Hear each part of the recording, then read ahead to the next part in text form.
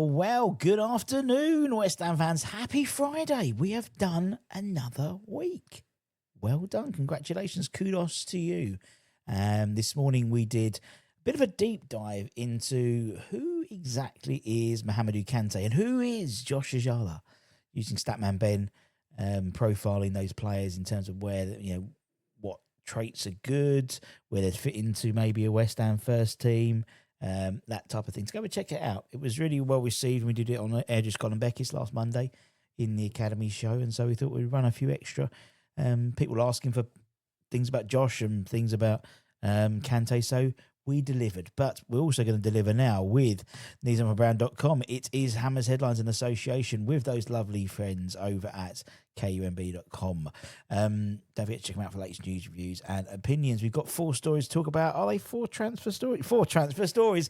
Get used to it. If you don't, what I might do is I might put like a warning at the beginning, because people go, oh, we do talk about transfers. We are going to be talking about transfer rumours. And these are rumours. And as I said, I'm not assuming that we're going to be signing any of these players. Actually, I've got an air horn. Where's my air horn? We are talking transfers. Over the summer, we were linked to 167 players. We didn't sign 167 players, did we? So let's start. Now, according to reports, according to Talk Sports, there we go. That's all you need to know. West Ham have apparently reignited their interest in Charlie Cresswell ahead of the January transfer window. And he's been told that he needs to complete a move in order to realise his England dream. We've famously lowballed. He was basically on a plate to us, to be honest. And then we lowballed an offer. Well, Sullivan lowballed an offer. And that was probably our real genuine chance of getting him, relatively without much of a fight. Other sides have been chasing the England under-21 trophy winner, and it's hard to see how Toulouse would want us to phone again, to look at the phone to see West Ham calling. But according to TalkSport, West Ham are still interested in landing Cresswell. It's the article I read said it was a nice mission for super agent Jorge Mendes to be working on. He was available just £16 million last summer. Hard to see the Irons picking up a Premier League calibre defender for anything that come January. So I think you'll be paying more than the £16 million that was an offer then, in all honesty. But we shall see. Get Jorge on the job and let's see what happens. Another player we were linked to in the summer has sort of come back to fruition, or come back to the top of the list again, and that is Lucas Tastassin. Now, according to an article in France, it says that West Ham want to sign a 20-year-old in January. They've also said the League Two side want to a deal in excess of €30 million to consider a sale.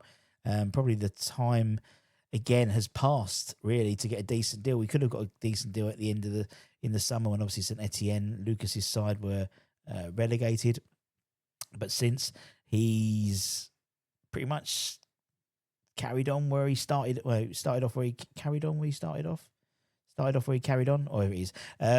He was. I think he had about 14 goals, something like that, in Liga last season. He's already, he's already got, I don't know, 3 or 4 goals, 5 goals already this season for St Etienne.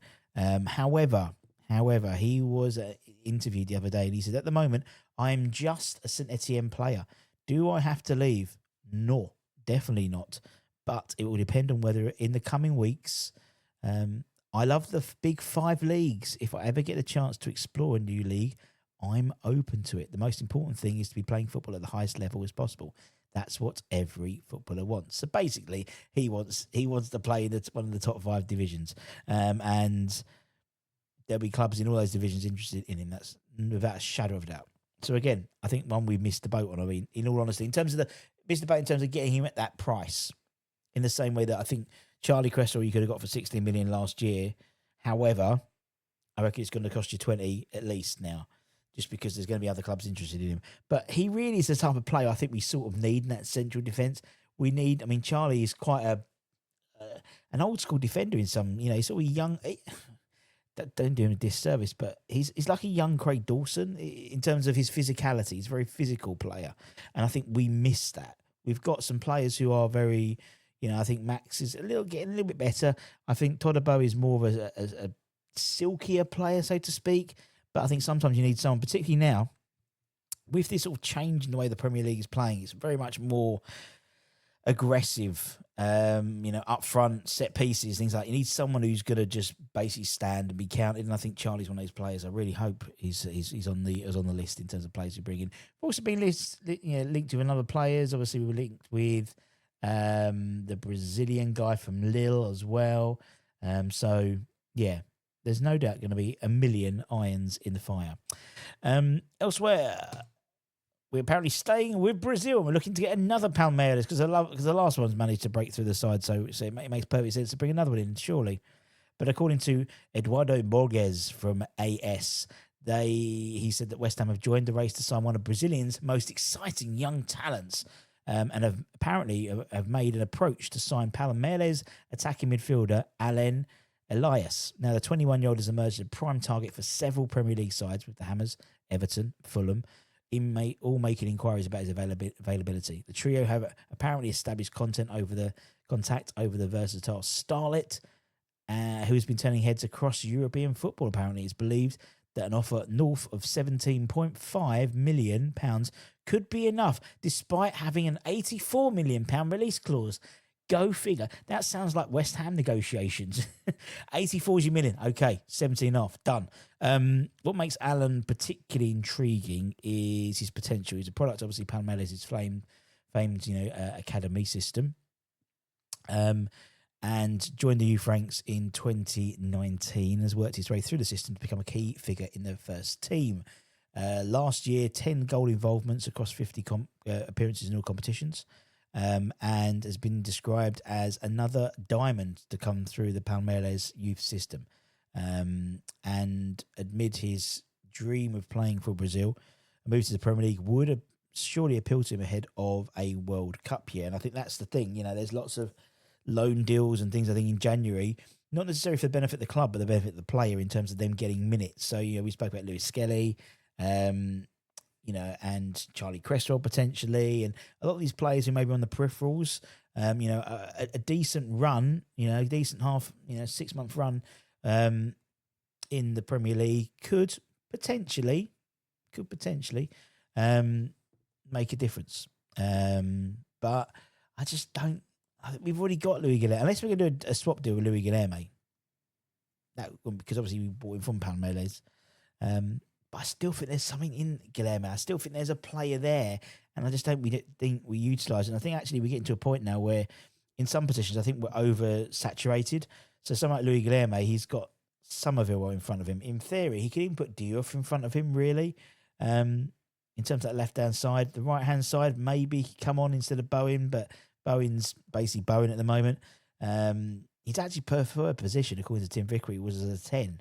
Very similar to how Kudus preferred to play in a 10 despite playing on the right. But anyway, let's wait and see. And another name to add to the list, the growing list, which I've started already, in terms of players being linked to, is Dusan Vlahovic. Now, according to Team Talk, there we go. West Ham, Everton, Chelsea remain keen on signing the Juventus striker, and development has come as a boost because apparently Tottenham have ruled themselves out of signing him. He's valued at just 20 million euros. Now, his contract expires in the summer, so hasn't signed an extension. Therefore, Juventus are under pressure to sell him in January. They cannot afford to lose a player like him on a free, that's for sure. It does seem really reasonably priced. He's 25, so he should be hitting his peak around this time or starting to enter his peak. And personally, again, he seems, he's got all the attributes to be a very good Premier League player. The physicality, he's I think 6'2", 6'3", good in the air, he's strong, he's pretty clinical. And for 20 million euro, what's that, 80 million quid? That's fuck all, really, isn't it? The only thing I imagine will be a sticking point would probably be his wages. Having, played at Juventus, he's probably been a fair wage playing for them. But still, just think it's, a bit of a steal, maybe. Who knows, as per usual. But that is it so far, my friends. Thank you very much for your time, as per usual. Don't forget to like, comment, share. Don't forget to check out nathanbrown.com for the latest news, reviews, opinions, all that good stuff. And go back and check out our Academy player profiles. That's what we're going to call them, the player profiles.